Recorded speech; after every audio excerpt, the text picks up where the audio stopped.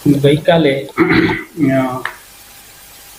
Palsana police સ્ટેશનની હદમાં કારેલી ગામે એક કમનસીબે હત્યાનો બનાવ બનેલ છે। હકીકત એવી છે કે જે મરનાર છે રાજકુમાર પલટુરામ બિંદ કરીને છે, 18 વર્ષની ઉંમરના છે। તેઓ પોતાના કુટુંબ સાથે રંગોત્સવ મનાવી રહ્યા હતા।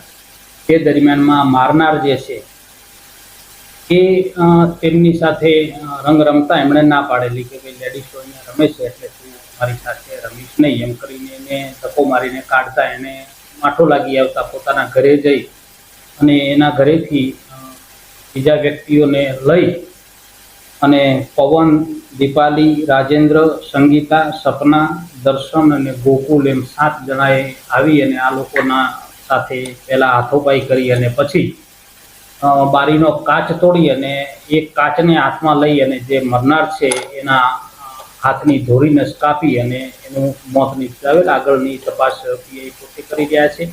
આરોપીઓ તમામ અટક કરી લીધેલા છે અને આરોપીઓનો પૂર્વ ઇતિહાસ હશે એ પ્રમાણેની એમને વધુમાં વધુ સજા થાય અને આવા બનાવો ન બને।